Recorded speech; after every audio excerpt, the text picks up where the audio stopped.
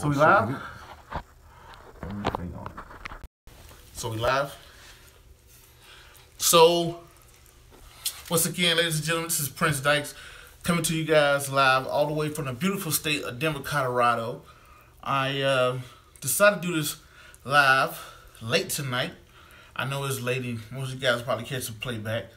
But the first thing is I want to say we crossed 18,000 subscribers on YouTube. I want to thank everybody out there that has subscribed, that has shared all the comments. I get you guys email. That's great. Now I can't reply back to everybody's email, but I'm slowly getting back to everybody's email. So thank you guys for that. Also, check us out on Instagram, Facebook, Twitter, all that good stuff. But usually I'm pretty active on Instagram and Facebook. But I wanted to talk to you guys about how to avoid financial scams, right? Here in Denver, Colorado, the state of Colorado is the Attorney General is very big on financial scams. You know, you see, we live in the information world. The great thing about the information world is that you have a lot of great information out there. Information travels so fast. But the bad thing about the information world is that we have a lot of information out there and everything travels so fast. If you guys have noticed recently, you see places like Facebook and Google and other places, they're slowing down the ads of certain ICOs. If you don't know what an ICO is, that's an initial coin offering. You know, like a stock is an initial public offering. Initial coin offering is a cryptocurrency. As we know, the cryptocurrency market is unregulated currently, and it's a lot of companies coming out there. Some are good and some are not so good. So how to avoid these scams and be able to point them out is very important. The first thing you want to do is if you find someone like what made me think of this, I got someone hit me on Instagram today to say, hey, it's a guy that's following you that said he'll manage my Forex account or whatever the case may be. I don't know that guy. Just because he follows me, that doesn't mean that he's a great guy or person out there. Maybe he is a great person, maybe he isn't. The first thing you need to do is when you're taking advice from someone or someone you look up financially, they don't have to have it, but look for different licenses. Look for Series 65. Look for Series 63, Series 6 and 7. Also look for the three-letter words, CFP, CFA, those things. Those things doesn't really mean that the person is brilliant or anything like that, but they're held to a certain standard. They have a license and they could lose their particular license, right? So those are things you look out for. The second thing is we have a lot of tools right now at our hands, meaning if I came to you and had an insurance product, you have so many tools right at your hands that you can look up, that you can find out what a potential product is. Because myself as an insurance agent, I'm a car salesman. I'm not making the car. I'm just a dealer, right? So I may be a dealer that's selling Chevrolet, and a Chevrolet vehicle may be a National Life or something like that. Now, some of the things that I see out there that's pretty noticeable that are people kind of fall for, I won't say fall for, but it's a lot of things that you see. People tell you, hey, I'm going to show you how to get rich fast, quick, and easy with penny stocks. I'm going to teach you how to make all this crazy money off of the stock market. And you know, my cousin said he's going to be able to do this or whatnot. And if you guys follow me, I have told you guys 90% of the time, 93, 94% of the time, the top investors in the world cannot consistently beat the stock market. And what I mean by that, I'm not talking about your cousin or your friend or your family. I'm talking about 90% of the top people. We're talking about hedge fund managers, Harvard graduates, Stanford graduates, things like that, right? These people can't do it on a consistent basis. 90-something% of them.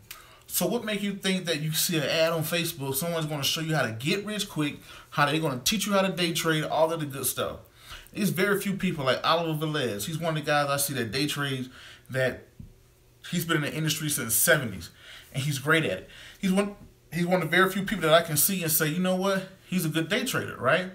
But the other slew of stuff that I see out there, these people are not legit. Those are the quickest ways to rip you off your money.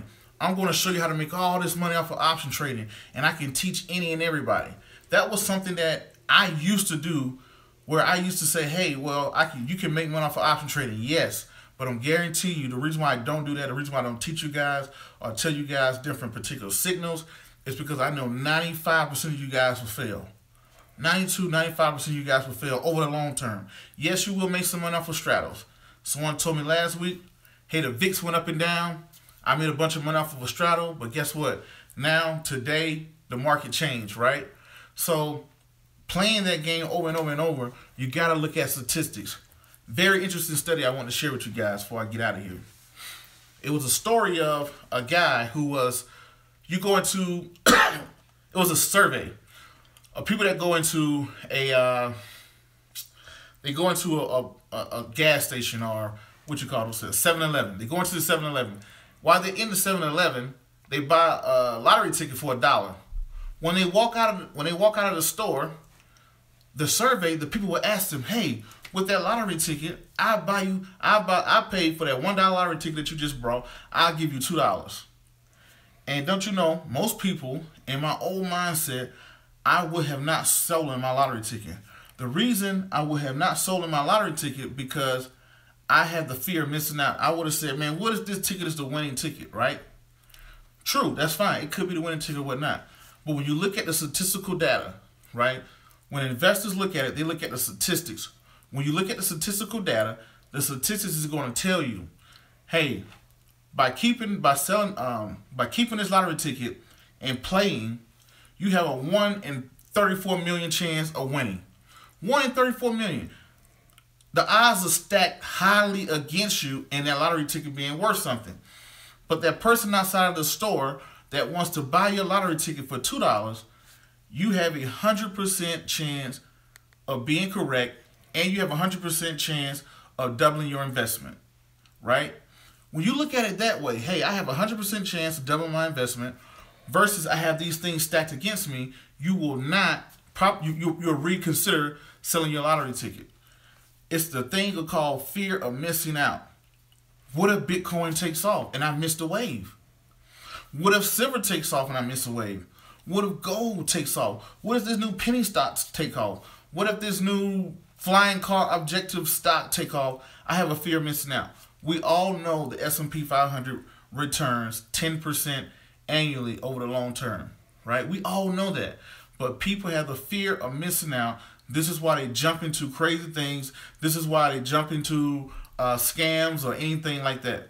So that's something I want you to think of, or financial scams and people telling you how they're going to make you so rich and so fast and things like that. So anyway, that's what I want to say.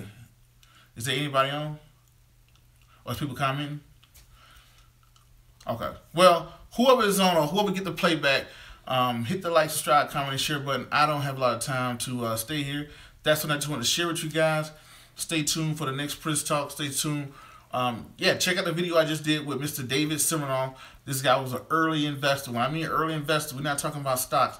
We're talking about, these are the people that invested into Facebook, Amazon, Netflix. He stops by to talk about technology, Bitcoin, all this other great stuff like that, and what he's invested in and what's going on in Silicon Valley. So I think that's a great investment.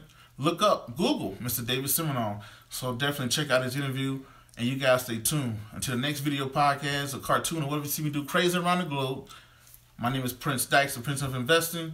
This is the Investor Show. I'm out. Thank you.